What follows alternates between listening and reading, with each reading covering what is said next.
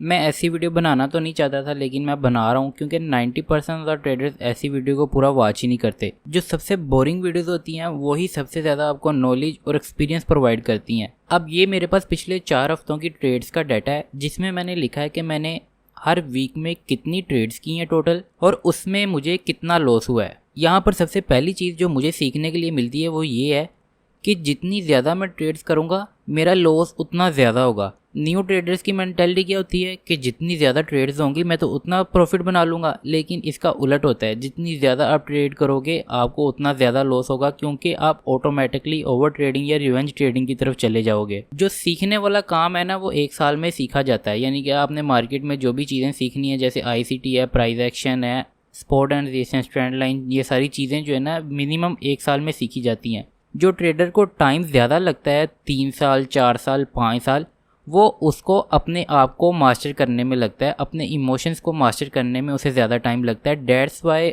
जो है ये ट्रेडिंग बहुत ज़्यादा डिफ़िकल्ट है, क्योंकि आपने अपने इमोशंस को फेस करना होता है, जो कि सबसे मुश्किल काम है। ये जो 4 वीक्स का डाटा आपके सामने शो हो रहा है, ये मेरे सबसे बुरे वीक गए थे। अब हम लास्ट से स्टडी करना शुरू करते हैं नीचे से। यहाँ पर मेरा जो रूल है पर डे ट्रेड का, मैं सिर्फ एक ट्रेड करता हूँ। अब आप देखोगे कहीं कहीं 2 ट्रेड्स भी हुई हैं, और जिस वीक में 2 ट्रेड्स हुई हैं उसमें मेरा लॉस ज़्यादा है। अब जैसे ये लास्ट वीक था, यहाँ पर आप देखो ये 4 डे का मैंने मेंशन किया है, इसमें मैंने 5 ट्रेड्स किए हैं टोटल, और मेरा लॉस हुआ है $120 का। लेकिन इससे ऊपर देखो कि मैंने अपना रूल कोई भी ब्रेक नहीं किया इससे ऊपर वाले वीक में, और हर दिन एक ट्रेड किया 5 डेज़ में, और मेरी टोटल ट्रेड्स 5 हैं, और मेरा लॉस सिर्फ $52 है। मज़े की बात पता है यहाँ पर क्या है कि नीचे मैंने ट्रेड्स जो हैं ऊपर वाली ट्रेड्स के मुताबिक बिल्कुल इक्वल की हैं, लेकिन नीचे वाले मैंने वीक में रूल ब्रेक किया है, जिसमें मैंने 2 एंट्रीज़ ली। 2 एंट्रीज़ लेने की वजह से मेरा लॉस आप देख लो $120 पे चला गया, और जिस वीक में मैंने अपने प्रॉपर सिस्टम को फॉलो किया है उसमें मेरा लॉस सिर्फ $52 है। अब उसके बाद जो सबसे बुरा वीक मेरा गया था वो ये रीसेंट वीक गया था, जिसमें मैंने बहुत ही ज़्यादा ओवर ट्रेडिंग की। हर दिन मैंने रूल ब्रेक किया, री एंट्री की, और यहाँ पर आप देखो टोटल 12 ट्रेड्स की हैं। एक दिन मैंने 4 ट्रेड्स की हैं, और 4 ट्रेड्स मैंने करने के बाद मेरा जो रिस्क होता है ना डेली का 1% होता है, मैंने 1% को ऑलमोस्ट टच नहीं किया। ओके, इसका मतलब ये है कि मैंने ओवर ट्रेडिंग भी की, लेकिन मैंने रिवेंज ट्रेडिंग नहीं की। रिवेंज ट्रेडिंग में होता ही है कि आप रिस्क ज़्यादा कर लेते हो। मैंने रिस्क ज़्यादा नहीं किया, मैंने रिस्क सेम ही रखा, बल्कि कम रखने की कोशिश की, ताकि मेरा जो डेली का 1% रिस्क का जो रूल है वो ब्रेक ना हो। वैसे देखा जाए तो मैंने ओवर ट्रेडिंग भी की, लेकिन मैंने अपने जो रिस्क को मैनेज करने की कोशिश की, और इस दिन में मेरी मेंटेलिटी का कबाड़ा हो चुका था ऑलमोस्ट। और यहाँ पे देखो इस वीक में मैंने 12 ट्रेड्स किए हैं और $164 है, और कोई भी ऐसा वीक नहीं है जिसमें इतना ज़्यादा लॉस हुआ हो। अब ये जो रीसेंट वीक है मेरा, इसमें मैंने कल भी ट्रेड ली थी, यहाँ पे एक डे और ऐड कर लेंगे हम 24 अप्रैल का, फ्राइडे का, जिसमें मेरी टोटल 7 ट्रेड्स हुई हैं। मैंने यहाँ पर भी 2 दिन अपने रूल्स को ब्रेक किया है, यानी कि मैंने री एंट्री की है। सो इस वीक में भी मैंने रूल को ब्रेक किया, जिस वजह से मुझे अब देख लो यहाँ पर जो मैंने एक ट्रेड ऐड नहीं की, उसको अगर ऐड करूँगा तो उसका $14 का लॉस था। तो ये ऑलमोस्ट 100 समथिंग डॉलर का मुझे इस वीक में भी लॉस हुआ है। अब मैंने कौन सी 3 गलतियां की और उनको कवर अप करने के लिए मैंने नेक्स्ट अब क्या स्टेप लिया है वो मैं आपके साथ शेयर करने वाला हूँ। मैं मोस्टली मार्केट को प्रेडिक्ट कर लेता हूँ कि मार्केट कहाँ जाने वाली है। जैसे यहाँ पर मैंने ये FVG को मार्क किया तो मैं यहाँ से सैली देख रहा था। जैसे यहाँ पर मैंने इन्वर्जन को मार्क किया, यहाँ पर भी मैं सैली देख रहा था। यहाँ पर मैंने बाई साइड का FVG मार्क किया, मैं यहाँ से बाई साइड के FVG के नीचे वाले हाफ पोर्शन से बाई देख रहा था। मार्केट नहीं आई तो यहाँ पर मैंने ट्रेड नहीं की। यहाँ पर मैंने ट्रेड की लेकिन मुझे लॉस हो गया, हालांकि मेरी डायरेक्शन ठीक थी। यहाँ पर मैंने ट्रेड ही नहीं की डर के मारे, ठीक है। तो वो भी मैं चीज़ आपके साथ डिस्कस करूँगा। सबसे पहली जो 3 गलतियाँ मैंने की, उसमें से एक गलती जो है मोस्टली ट्रेडर्स करते हैं, रिवेंज ट्रेडिंग। कि अभी मैं जो है एक ट्रेड में एंटर हुआ हूँ जो कि मैंने इस डे में की थी। मैं ट्रेड में एंटर हुआ, जल्दी एंटर हो गया, और जल्दी एंटर होने की वजह से जो है मेरा SL जल्दी हिट हुआ। और SL जब जल्दी हिट हुआ, चूँकि मेरी डायरेक्शन वगैरह सारा कुछ ठीक था, तो मैंने दोबारा री एंट्री की। दोबारा री एंट्री करने की वजह से मुझे इमोशनल जो है कंट्रोल थोड़ा लूज़ हो गया, जिस वजह से मैंने SL को जल्दी से ट्रेल करने की कोशिश की, और उस वजह से मेरा दूसरा SL भी हो गया। अगर मैं SL को जल्दी से ट्रेल ना करता तो मेरा TP हो जाता और मेरी 2-3 ट्रेड्स का लॉस कवर हो जाता। पहली चीज़ रिवेंज ट्रेडिंग और ओवर ट्रेडिंग। रिवेंज और ओवर ट्रेडिंग मिलते जुलते हैं। रिवेंज ट्रेडिंग भी जब आप एक से ज़्यादा आप ट्रेड्स करते हो वो ओवर ट्रेडिंग में आ जाता है। अगर आपका सिस्टम अलाउ करता है कि 2 ट्रेड्स हैं तो 2 ट्रेड से ज़्यादा अगर आप ट्रेड करोगे तो वो ओवर ट्रेडिंग में आ जाएगा और रिवेंज ट्रेडिंग में आ जाएगा। रिवेंज ट्रेडिंग सिर्फ मैंने ओवर ट्रेडिंग की सेंस में की, मैंने अपना रिस्क वगैरह इंक्रीज़ नहीं किया, बल्कि मैंने अपना रिस्क कम करके दोबारा एंट्रीज़ की। तो ये मेरा जो था इसने मुझे बचाया। और एक मैं बड़ी मज़े की बात आपको बताता हूँ कि रिस्क मैनेजमेंट क्यों इम्पोर्टेंट है। रिस्क मैनेजमेंट इसलिए इम्पोर्टेंट है कि अगर मैं रिस्क अपना मैनेज नहीं करता आज, तो मेरा अकाउंट वॉश हो चुका होता और मैं 3 महीने तक अभी तक मेरा अकाउंट जो है वो वॉश नहीं हुआ। मैं रिस्क को मैनेज करने की प्रॉपर कोशिश कर रहा हूँ और मेरे जो हैं 16 एसएल लग चुके हैं और अभी तक सिर्फ मैं 9% ड्रा डाउन में हूँ अपने अकाउंट के, सिर्फ 9%। तो इससे आपको ये सीखने के लिए मिलता है कि आपने अपने रिस्क को मैनेज करना है। मैं अपने रिस्क को मैनेज कर लेता हूँ, लेकिन मैं अपने इमोशंस में थोड़ा सा वीक हूँ, तो मैं अपने इमोशंस को कंट्रोल करने पर वर्किंग कर रहा हूँ। और तीसरी मिस्टेक मैंने ये की कि मुझे जहाँ जहाँ एंट्रीज नज़र आ रही थी मैं वहाँ पर एंटर हो गया। एंट्री लेने के लिए आपके पास एग्जीक्यूशन फ्रेमवर्क होना चाहिए और एग्जीक्यूशन फ्रेमवर्क आपके बैक टेस्ट और फॉरवर्ड टेस्ट डाटा की मदद से आता है। आप मुझे भाई ने एक कमेंट किया था कि भाई ये डाटा कैसे कलेक्ट करती हैं। तो डाटा कलेक्ट करने से मैं स्टार्ट से वीडियो से बता रहा हूँ कि डाटा आपने किस तरह कलेक्ट करना है। आपने जिस तरह मैंने ये आपके सामने चार्ट को एनोटेट किया हुआ है, इस तरह आपने चार्ट को एनोटेट करना है और उनका स्क्रीनशॉट ले लेना है। जब आप ट्रेड में एंटर हो रहे हो, कहाँ से एंटर हो रहे हो, किस वजह से एंटर हो रहे हो, वो सारा मेंशन करके आपने ग्राफ के ऊपर उसको जो है स्क्रीनशॉट लेके सेव कर लेना है। जब 30 दिन के स्क्रीनशॉट्स आपके पास होंगे तब आप सबको देखोगे तो आपको एक कॉमन पैटर्न नज़र आएगा एंट्रीज़ का जो बार बार रिपीट हो रही थी और आपको एट द टाइम वो नज़र नहीं आ रही थी, लेकिन जब आपने उसको इकट्ठा करके देखा तो आपको वो एंट्रीज़ क्लीन हो गई। और उस वजह से जब आप दोबारा एंट्रीज़ जो है यानी कि दोबारा आप ट्रेड स्टार्ट करोगे तो आपको वो एंट्रीज़ नज़र आना शुरू हो जाएंगी चार्ट के ऊपर। ये एक जो है आप समझ लो प्रोसेस होता है, प्रोसीजर होता है आपके ब्रेन का, क्योंकि आपके ब्रेन के 2 इंपॉर्टेंट पार्ट्स होते हैं, कॉन्शियस माइंड और अनकॉन्शियस माइंड। तो कॉन्शियस वो होता है जो हम सोच समझ कर फैसला लेते हैं और अनकॉन्शियस माइंड वो होता है कि जो हम ऑटोमेटिकली कोई भी काम कर लेते हैं। उसकी अनकॉन्शियस की एग्जांपल ऐसे है कि जैसे आप मोटरसाइकिल फर्स्ट टाइम चलाना सीखते हो तो आपको प्रॉपर फोकस करना पड़ता है बैक साइड की ब्रेक पे, क्लच पे, रेस पे। आप सारे को बारी बारी जो है ना मैनेज करने की कोशिश कर रहे होते हो सोच सोच के। तो वो आप जो है फर्स्ट टाइम जब आप करते हो तो वो आपकी कॉन्शियस थिंकिंग होती है, लेकिन 1 वीक 2 वीक 1 मंथ बाद जब आप मोटरसाइकिल चला रहे होते हो तो आप सिर्फ रेस पे फोकस कर रहे होते हो और ब्रेक और क्लच और गियर वगैरह डालना वो ऑटोमेटिकली आपका जो माइंड है उसको प्रिडिक्ट करता जा रहा है और आप उसको जो है उस पर यानी कि वर्किंग कर लेते हो इजीली और आपके लिए मोटरसाइकिल चलाना बहुत आसान हो जाता है। आप पीछे सवारी बैठा के आगे बैठा के इजीली मोटरसाइकिल को चला लेते हो, हालांकि उसमें कितने सारे फंक्शंस हो रहे होते हैं।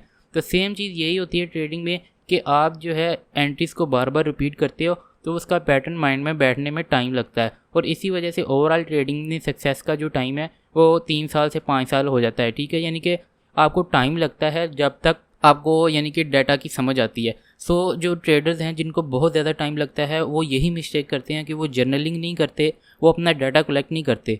तो टाइम उनको क्यों ज़्यादा लगता है, वो फिर भी प्रॉफिटेबल जाते हैं, लेकिन मसला वहाँ पर यह आता है कि उनको टाइम ज़्यादा लगता है क्योंकि माइंड में जो पैटर्न्स हैं उनको बिठाने में टाइम लगता है। लेकिन जब आप जर्नलिंग वगैरह करते हो, डाटा कलेक्ट करते हो, तब पैटर्न्स को ब्रेन में बिठाना बहुत ज़्यादा आसान हो जाता है। ये वीडियो का प्रॉपर मकसद ये है कि आप सिर्फ इसको सुनो बैठ के, बेशक आप जो है स्क्रीन पर फोकस ना करो, क्योंकि मैं आपको चार्ट पर कुछ समझाने नहीं वाला, मैं सिर्फ आपको साइकोलॉजिकल टिप्स देने की कोशिश कर रहा हूँ और मैं खुद भी ये सीख रहा हूँ। ओके, जो मैं चीज़ों पर अमल कर रहा हूँ वो मैं आपके साथ शेयर करने की कोशिश कर रहा हूँ, क्योंकि मैं स्टार्ट से ही आपको यही बताता आ रहा हूँ कि जो मैं चीज़ें करूँगा, स्टेप करूँगा, वो मैं आपके साथ शेयर करूँगा, क्योंकि आप भी स्ट्रगलिंग ट्रेडर हो, मैं भी स्ट्रगलिंग ट्रेडर हूँ।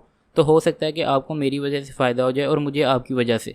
एक बड़ी मज़े की बात यह है कि हम लोग ये समझते हैं कि जो प्रॉफिटेबल ट्रेडर हैं वो जो है सिर्फ प्रॉफिट ही करते हैं। ये चीज़ आपने याद रखनी है कि जो प्रॉफिटेबल ट्रेडर हैं उनको लॉस जो हैं उनकी ट्रेड्स वो ज़्यादा होती हैं, प्रॉफिट वाली ट्रेड्स कम होती हैं। यहाँ पे मज़े की बात यह है कि उनकी जो लॉस वाली ट्रेड्स हैं उसमें लॉस कम होता है, जबकि प्रॉफिट वाली जो ट्रेड्स होती हैं उसमें प्रॉफिट ज़्यादा होता है। यानी अगर आपने सिर्फ $10 का लॉस किया है तो उनका जो प्रॉफिट है वो $30 या $20 होगा। रिस्क टू रिवार्ड रेशो उनका ज़्यादा होगा, वो रिस्क कम लेते हैं, रिवार्ड ज़्यादा लेते हैं। अगर वो 2 ट्रेड्स भी कर लें तब भी उनका रिवार्ड ज़्यादा ही होता है। जैसे मैं 1:2 का सेटअप लेता हूँ, अगर मैं एक ट्रेड में $50 लॉस कर रहा हूँ तो अगर मेरा टीपी हिट होता है तो मुझे दूसरी ट्रेड में $100 मिलेगा और $100 से मेरी 2 ट्रेड्स का लॉस कवर हो जाएगा। मेरे लगातार 16 लॉसेस लग चुके हैं, जिसमें बीच में एक आधी ब्रेक इवन ट्रेड्स और एक आधा टीपी भी है। तो अगर उनको इग्नोर कर दिया जाए तो ओवरऑल 16 लॉसेस की स्ट्रीक लगी है। तो अगर जो है मैं 3-4 ट्रेड्स मुझे मैक्सिमम आगे जो है A+ क्वालिटी की मैं ट्रेड्स पर फोकस करूं तो मेरा सारा का सारा लॉस कवर हो जाएगा, क्योंकि मेरे सेटअप जो है 1:2, 1:3, 1:4 वाले होते हैं और वो 3 से 4 ट्रेड्स में सारा लॉस कवर कर देंगे। तो यही चीज़ होती है रिस्क मैनेजमेंट की, यही पावर होती है रिस्क मैनेजमेंट की, और मैं जो है इसको एक्सेप्ट कर चुका हूँ और इसी वजह से मेरा अकाउंट अभी तक बचा हुआ है, वो वॉश नहीं हुआ। 3 महीने आप देख लो, 3 महीने, तीसरा महीना मेरा जा रहा है अकाउंट का, और तीसरे महीने में भी अभी तक वो वॉच नहीं हुआ, सिर्फ मैं 9% ड्रा डाउन पर गया हूँ।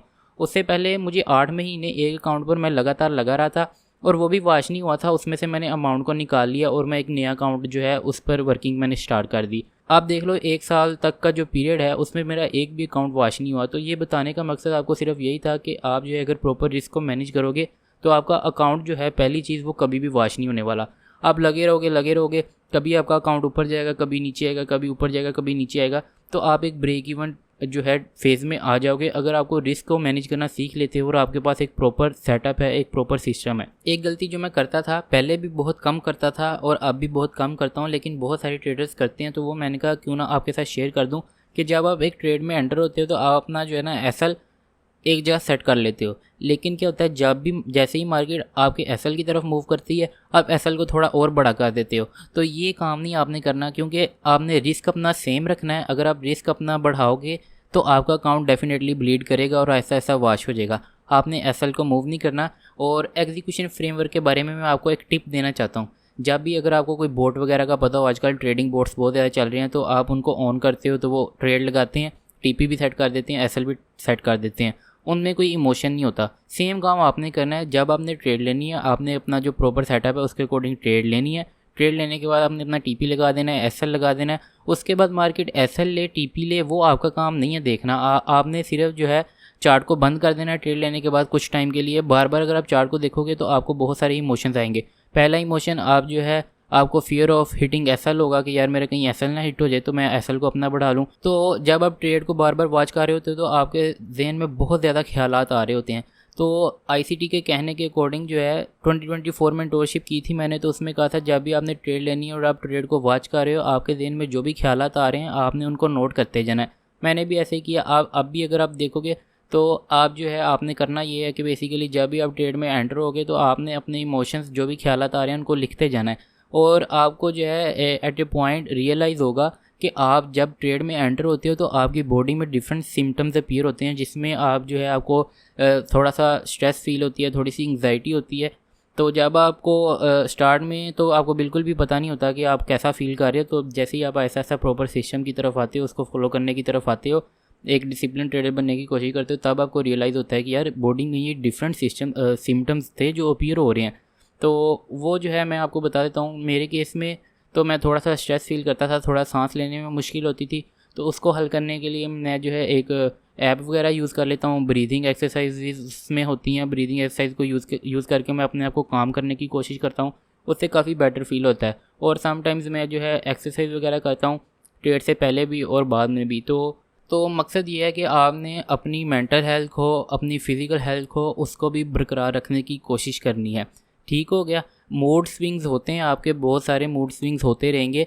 तो ये बिल्कुल ऐसे ही है जैसे आपके डेली सेटअप्स रिपीट होते हैं तो स्टॉप लॉस भी रिपीट होंगे। और जैसे ही आपके डेली मूड स्विंग्स होते हैं तो समटाइम्स आपके डेज अच्छे चले जाते हैं, तो समटाइम्स आपके डेज कुछ बुरे भी चले जाएंगे मेंटली लिहाज से। तो आपने सिर्फ उसको एक्सेप्ट करना है और नेक्स्ट डे बेटर होने की कोशिश करनी है, अपने आप को इम्प्रूव करने की कोशिश करनी है। सो बहुत सारी बातें हो गई हैं। मैं करना चाहता था साइकोलॉजी के रिलेटेड के यार ये चीज़ें हैं मैं आपके साथ लाजमी शेयर करूँ, आपको भी इससे कोई फ़ायदा हो। और प्रॉफिटेबल ट्रेडर के बारे में मैंने आपको बताया था कि उनका एसएल कम होता है, प्रॉफिट ज़्यादा होता है।